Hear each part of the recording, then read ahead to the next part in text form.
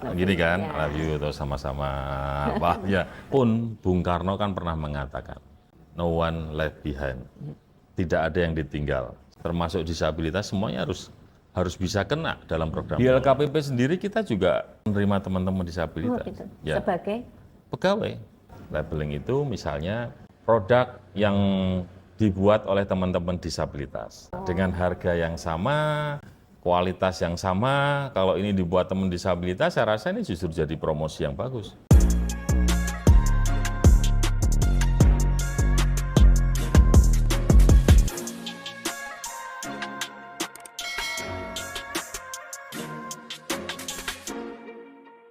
Hai teman-teman, apa kabar? Dengan saya Yutiasi Proborini di Yuk Suarakan.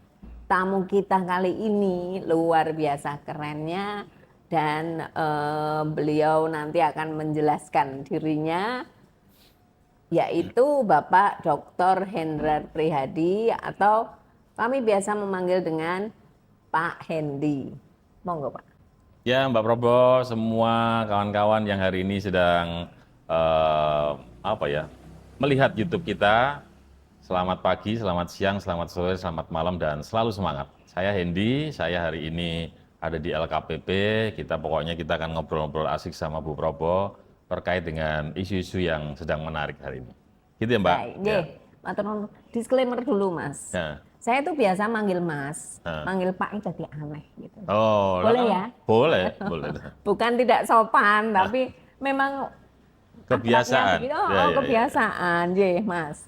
Yeah. Begini, latar belakang mengapa saya mengajak Mas Hendi untuk YouTube adalah karena dulu sewaktu Mas Hendi menjadi wali kota Semarang, itu begitu banyak hal yang dilakukan. Malah waktu itu nggak pernah kita YouTubean ya? Nggak pernah, Pak. Nggak pernah, Mas ya. Jadi saya menganggap penjenengan ini adalah seorang role model pimpinan daerah yang peduli terhadap penyandang disabilitas. Ini mumpung belum 100 hari pelantikan kepala daerah, mungkin nanti bisa disarikan oleh teman-teman kepala daerah lain. Oh begini toh, oh begini. Jadi contoh gitu, Mas. Gimana itu, kenapa sih kok care banget dengan teman-teman ini? Yang pertama, terima kasih ya Mbak Probo bahwa ada hal yang Mbak Probo sampaikan dalam diri saya yang katanya care sama teman-teman disabilitas. Tapi buat saya sebenarnya bahwa pada saat menjadi pemimpin itu saya meyakini tidak ada pemimpin yang tidak kepengen wilayahnya menjadi baik. Semuanya bercita-cita wilayahnya menjadi lebih maju, berkembang, tanpa terkecuali. Pun Bung Karno kan pernah mengatakan bahwa beliau itu mendirikan negara tidak untuk satu golongan, tidak untuk satu kelompok saja, tapi untuk seluruh warga bangsa di Indonesia tanpa terkecuali. No one left behind. Tidak ada yang ditinggal. Semuanya baik dari kecil, remaja, lansia, dari agama apapun, dari partai apapun, dari teman-teman termasuk disabilitas, semuanya harus bisa kena dalam program pembangunan. Nah, saya cuma menerapkan itu saja. Dan saya menyadari saya sangat berbahagia, saya bangga tinggal di negara Indonesia yang begitu luar biasa kebinekaannya, begitu luar biasa perbedaan yang menjadi kekuatannya. Ya, itu yang mesti kita rawat. Nah, yang pernah kami lakukan terutama waktu itu adalah untuk teman-teman disabilitas, saya coba mensejajarkan hak-hak beliau untuk mendapatkan pelayanan dari masyarakat. Satu, pelayanan publik. Kalau ngurus KTP ya gimana caranya, harus dapat haknya dong, jangan semuanya dipikir semuanya punya kemampuan untuk antri dan lain-lain. Nah, itu yang kita pikirkan, sederhana aja. Dua, mau naik transportasi umum kan gitu, ya jangan berpikir semuanya naik bus itu gampang, mudah. Kalau memang hari itu harus pakai kursi roda gimana? Ya mesti disiapin jalurnya. Temu lagi ide, Pak itu bisnya nggak ramah itu begini ya, Mbak Probo sering ngasih masukan ke saya. Terima kasih. Alhamdulillah ada anggaran, kita siapin bis yang deknya tuh ada bisa naik turun untuk teman-teman disabilitas. Termasuk yang terakhir kita keluarin itu perda apa perwal ya, yang perda ya Mbak ya, untuk teman-teman disabilitas, termasuk gedung-gedung yang akan dibangun di Kota Semarang harus menyiapkan toilet untuk teman-teman disabilitas, dan sarana-sarana yang tidak memberatkan untuk teman-teman disabilitas. Jadi saya rasa semua daerah bisa melakukan itu, hanya tinggal memfokuskan hal itu atau enggak. Betul. Saya sih melihat banyak sekali ya, Mas ya, perubahan yang terjadi gitu loh selama mungkin 5 tahun belakang atau 10 tahun belakang. 5 tahun, 5 tahun. 5 tahun belakang ya. Dulu sebelumnya kan Mas Hendy itu wakil kemudian menjadi PLT. ya. Nah, Ya. Waktu itu saya protes soal trotoar. Ya. Jadi saya ini banyak protes sama Mas Hendy ini.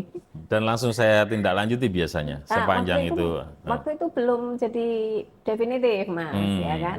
Saya tanya, ini masih dikaji gitu kan. Saya sempat kesel waktu itu karena belum pernah komunikasi kan kita. Ya. Tapi terus kemudian dipindahkan ke samping restoran cepat saji itu ya di seberang jalan. Tapi butuh waktu. Cuma kemudian kita ketemu pertama itu setelah musrenbang pertama kali yang melibatkan penyandang disabilitas. Ya. Ya, jadi yang saya protes juga, Pak, saya mau naik ke gedung ini kesulitan karena enggak-enggak. Loh ada kok. Di mana ramnya, di mana? Di belakang. Lah saya kan turunnya di depan gitu kan. Terus sama Pak ini langsung itu diminta untuk dibuatkan di lantai 8 gedung yang berlantai 8 itu. Jadi teman-teman saya saja iri yang di daerah lain. Kok bisa sih wali kota mau semudah itu memberikan perintah untuk perubahan-perubahan gitu loh, Mas. Kemudian anak buahnya kok udah manut gitu ya. Bagaimana sih Mas Hendy ini membuat apa ya, jajaran-jajaran, boleh dibilang anak buah ya, kepala-kepala dinas dan ke bawahnya itu mengikuti apa yang di buah pikirnya Mas Hendy itu loh. Bagaimana sih mereka langsung wah yo gitu loh, Mas. Oh ya. Nah, kalau itu ya pasti mereka harus kenal saya dan saya kenal teman-teman di Pemkot waktu itu. Saya selalu sampaikan bahwa saya ini masuk ke pemerintah kota ini kayak outsourcing loh ini. 5 tahunan, kalau cocok, masyarakat cocok, diperpanjang lagi 5 tahun lagi. Jadi mungkin saya hanya 10 tahun. Tapi kalau teman-teman PNS ini kan karir. Bisa 20, bisa 30 tahun tergantung dari apa yang mereka lakukan sesuai aturan atau melanggar aturan. Nah, kemudian dari situ saya simpulkan, teman-teman PNS itu kan termasuk kelompok yang sangat beruntung lah. Dapat gaji, dapat TPP, dapat tunjangan yang lain, termasuk fasilitas, mobil dinas dan lain. Pensiun juga. Pensiun. Jadi bagaimana mengimplementasikan supaya ada sebuah konsep bersyukur untuk kota ini? Ya caranya harus bekerja cepat, bekerja keras, dan bekerja cerdas. Karena kalau cepat, tidak cerdas, itu kadang juga jadi problem. Di kemudian hari, karena pengen cepat, oke siap, kerjain, melanggar aturan, panggil sama APH. Itu saya juga nggak kepingin teman-teman gitu. Atau kalau misalnya cepat, keras, tapi tidak cerdas, atau kebalikannya, itu juga jadi problem juga. Maka harus disesuaikan dengan apa yang pemerintah kota miliki. Jadi itu lama-lama mereka terbangun. Saya tidak pernah pilih-pilih, semuanya kalau punya prestasi juga saya kasih kesempatan untuk promosi. Nggak ada namanya promosi harus nyiapin anggaran, dana nggak ada. Terus kalau mereka nggak bekerja, saya juga nggak pernah marah, Mbak. Iya, Pak Hendy memang terkenal tidak pernah marah. Kenapa harus marah? Wong itu sama-sama saudara kita. Hanya saya kasih kesempatan mereka 2 kali melakukan kesalahan. 1, dicek, nggak kerja. Ayo kerjain loh ini, bisa nggak? Bisa. 2, dicek, nggak kerja lagi. Loh katanya bisa, iya Pak soalnya begini. Yang ketiga begitu lagi, udahlah nggak usah saya marahin, saya ganti aja. Nah, kan kepala daerah punya kewenangan itu. Jadi akhirnya dengan kebiasaan-kebiasaan yang mereka hafal, mereka saya tempatkan di tempat yang menurut saya paling pas, the right man in the right place. Jadi kalau ada problem, bisa ya, bisa Pak, udah mereka kerja. Karena kalau nggak bisa, biasanya mereka mengatakan, Pak, nggak bisa. Kenapa nggak bisa? Anggarannya terbatas, Pak, harus direncanakan dulu. Tapi tahun depan bisa direncanakan? Bisa, oke. Yang penting sampaikan pada masyarakat. Nah, gitu. Ini termasuk terkait dengan kebutuhan teman-teman penyandang disabilitas ya Mas. Karena kalau tadi Mas Hendy menyampaikan tentang Trans Semarang, transportasi publik begitu ya. Banyak sekali hal yang dilakukan oleh Trans Semarang pada saat itu. Dari reduksi biaya, waktu itu saya bersurat untuk itu menunjukkan pemerintah tuh hadir. Kami itu kayak wah, gitu, diperhatikan gitu. Kemudian ada kartu kartu trans yang pakai huruf braille, satu-satunya di Indonesia. Baru di sini ya, meskipun orang bilang, wah di Solo udah gratis, di Jakarta trans itu gratis. Tapi kita punya hal lain gitu ya, kartu yang menggunakan huruf braille. Itu hal-hal yang menurut saya luar biasa sekali perhatian. Ya, Alhamdulillah Mbak. Jadi, satu lagi Mas, pemerintah dinas kependudukan. Iya. Dukcapil Itu datang loh Mas, ke penyandang disabilitas yang mengantar ya? Iya, bukan mengantar, pendataan. Oh siap. Nah itu kan teman yang nggak bisa berangkat ke kantor karena memang kondisinya yang anak-anak itu kita jemput bola, ya. Jemput bola, iya. Jemput bola. Jadi saya pikir ini suatu hal yang di daerah lain mungkin belum ada. Saya apresiasi sekali, saya ketemu dengan kepala dinas yang juga saya mengucapkan terima kasih, meskipun saya bisa datang sendiri, tapi ini teman-teman lain. Nah, kemudian ada juga rumah autis. Oh ya, waktu itu Musrenbang saya ditanya oleh Bu Ayu kalau biasa. Ibu maunya apa sih rumah autis? Karena saya lagi belajar getol-getolnya tentang autisme, tapi ini butuh ini rumah autis, terus dibuatkan ya Mas ya? Iya. Dan itu dengan anggaran khusus. Iya. Luar biasa. Luar biasa kan teman-teman. Enggak, justru sebenarnya kalau menurut saya kepala daerah kalau mau dengerin masyarakatnya, itu pembangunannya justru lebih tepat dan bermanfaat. Jadi jangan sampai kita membangun hal-hal yang masyarakat nggak membutuhkan, karena pasti itu nggak akan dipakai, nggak akan dipergunakan, nggak akan terawat, ya akhirnya mangkrak. Maka ketemu Mbak Probo, ketemu teman-teman Mas Wanto, kelompok-kelompok yang lain ini untuk bisa mendengarkan sebenarnya adalah bagian daripada serap aspirasi masyarakat. Saya suka melakukan itu. Teman-teman tuli itu ya Pak ya, senang sekali kalau Pak Hendy itu menggunakan isyarat. Dia sederhana. Coba Pak Hendy sadar nggak dengan hal itu, bahwa itu membuat mereka happy gitu? Ya meskipun nggak bisa 100%, ya saya mencoba menyapa misalnya I love you, gimana ya? Gini kan, I love you atau sama-sama apa ya. Terima kasih gimana Mas? Terima kasih gitu. Terima kasih. Terima kasih sama-sama gitu, kayak gitu. Itu kan aku belajar juga dari teman-teman termasuk Mbak Probo. Teman-teman tuli yang ngajarin Pak. Saya yang dorong aja. Karena nggak boleh kita yang ngajarin toh. Itu kan bahasa ibu mereka. Iya. Paling saya ayo ngajari Pak Hendy, ayo. Iya. Tapi selalu begitu Mas, saya lihat itu kan. Nah, termasuk waktu itu saya juga diberitahu teman-teman tuli juga ya sama lewat Mbak Probo itu, bahwa pada saat saya dan Pemkot posting di medsos, itu kalau nggak ada teksnya, itu kan seringkali membuat kerepotan. Ya akhirnya di tayangan Instagramnya Pemkot, termasuk Instagram saya, mulai ada teks. Terus apa lagi ya Mbak? Bahasa isyarat ya. Ya dalam rilis, dalam apa sekarang ini mulai berkembang ada juru bahasa isyarat. Ya semuanya kita lakukan supaya semuanya bisa merasakan tinggal di negara kita Indonesia yang luar biasa, khususnya Kota Semarang.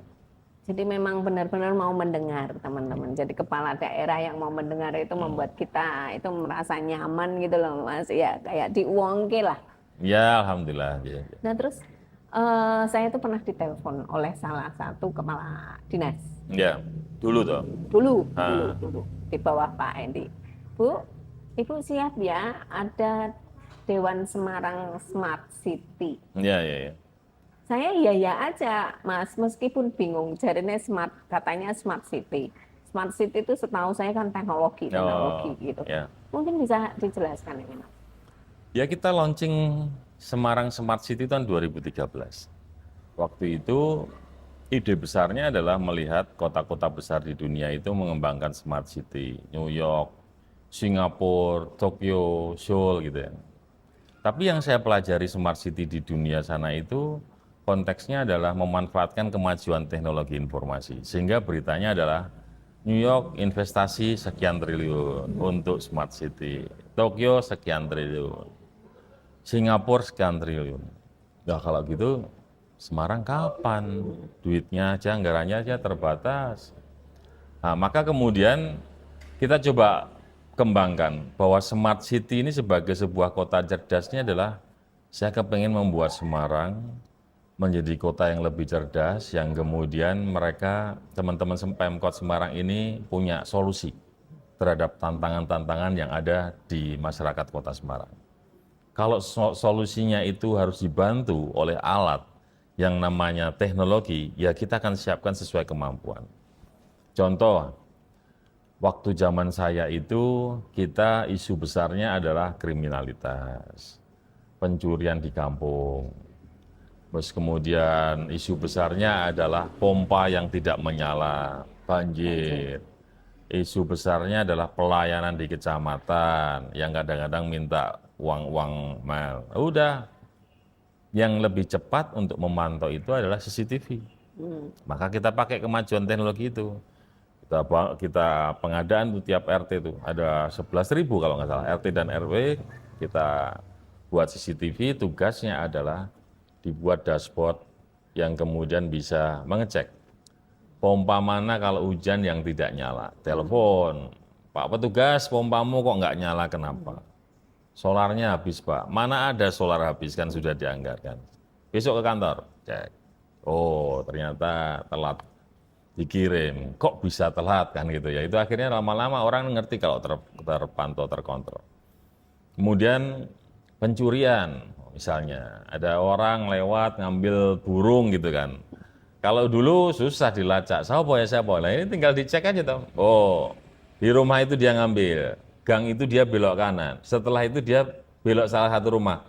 Pak polisi cek aja di rumah itu, ketemu.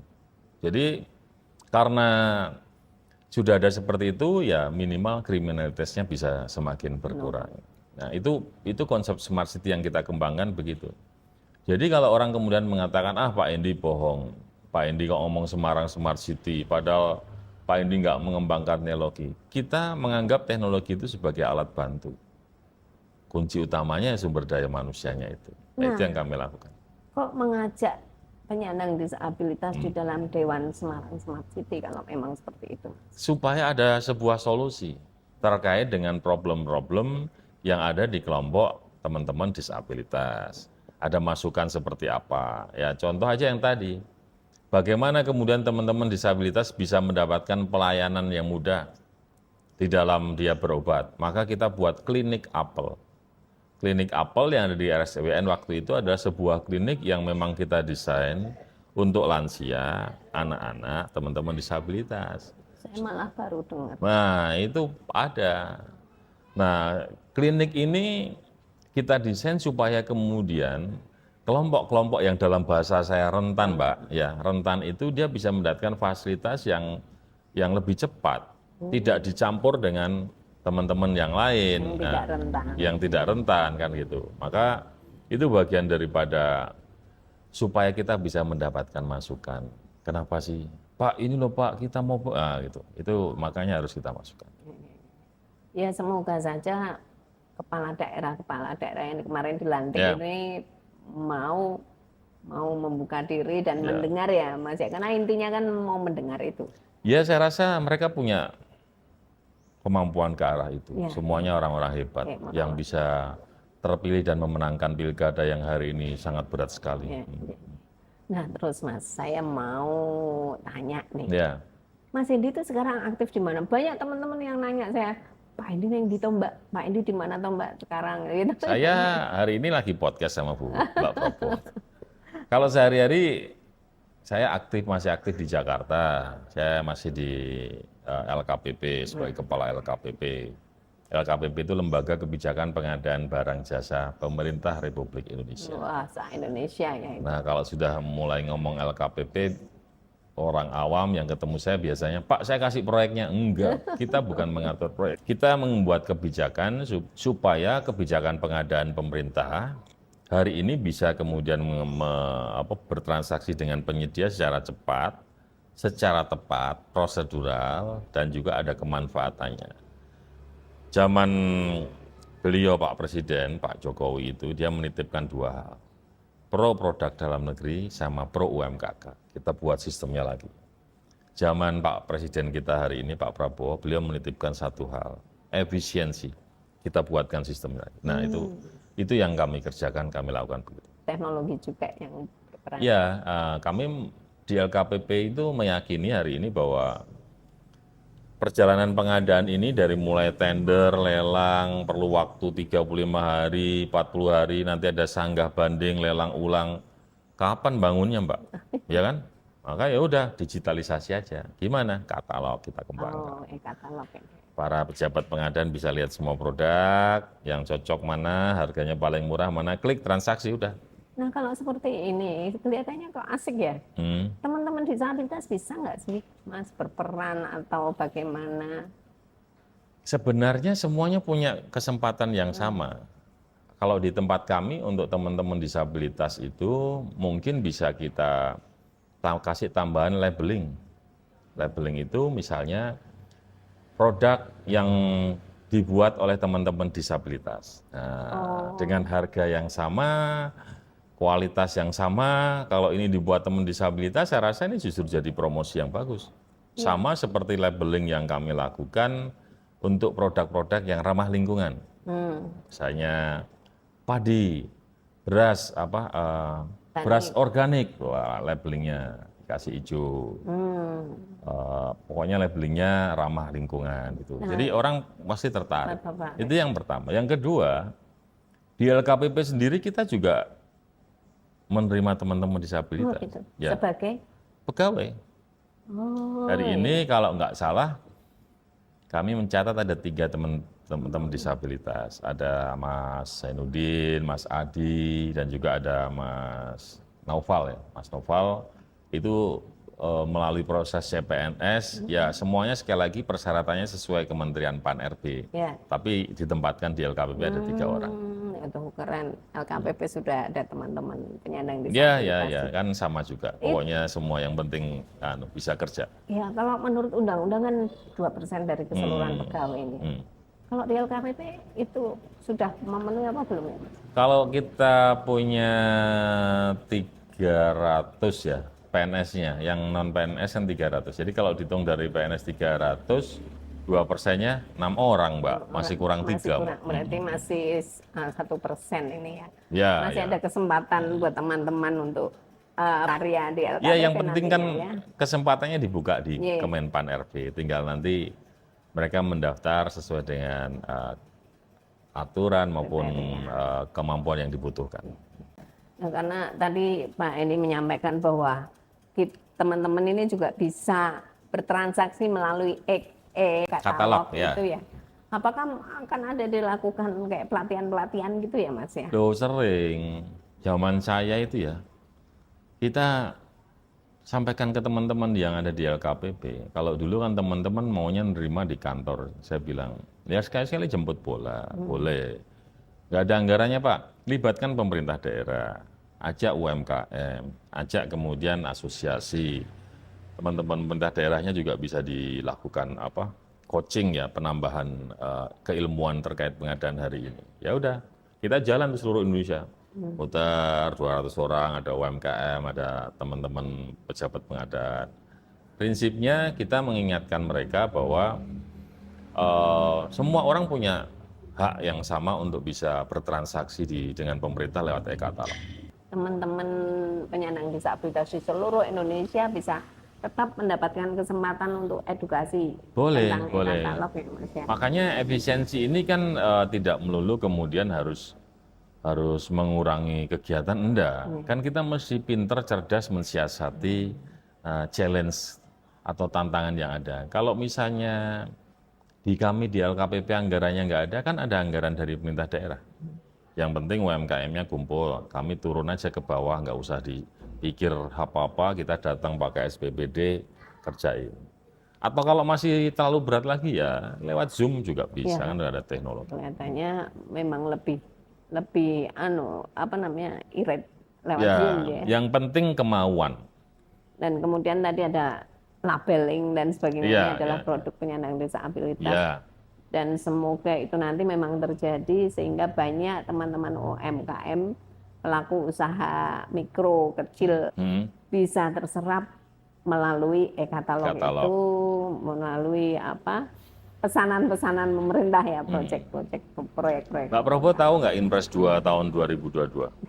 Oh, satu hal yang persis saya sampaikan, di dalam Inpres itu diatur bahwa terkait dengan belanja usaha mikro kecil koperasi, itu APBN maupun APBD belanjanya minimal 40% untuk membeli produk atau melibatkan penyedia UMKK.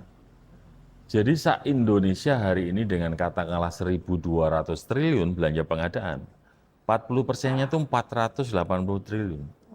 Gede loh Mbak. Gede banget. Kalau misalnya sekarang di Semarang dengan 5,4 triliun APBD, katakanlah belanjanya 2 triliun, 40%-nya itu 800 miliar. Jadi sekarang tinggal bagaimana teman-teman NGO atau teman-teman UMKM itu berkomunikasi dengan Pemkot untuk menyampaikan bahwa ada Inpres 2 tahun 2022. Punya mudah berapa persen? Kalau saya punya datanya semua seluruh Indonesia, mana yang sudah UMKK yang sudah di atas 40%, mana yang belum. Tapi artinya itu peluang. Nah, ada nggak kemungkinan nih Mas ya, Mas Hendy sebagai Kepala LKPP mendorong pemerintah daerah untuk mengutamakan atau ini loh yang label disabilitas ini tolong diperhatikan gitu. Ada kemungkinan itu enggak? Ya bisa, nanti kita buat surat edaran atau kita buat peraturan Kepala LKPP juga bisa. Saya rasa yang penting sebenarnya adalah bagaimana mencetak dulu di tingkatan wilayah teman-teman disabilitas supaya punya kemampuan produk yang kualitasnya bisa dipertanggungjawabkan dan harganya kompetitif. Kalau itu ada, saya rasa proses labelingnya bisa segera kita bantu.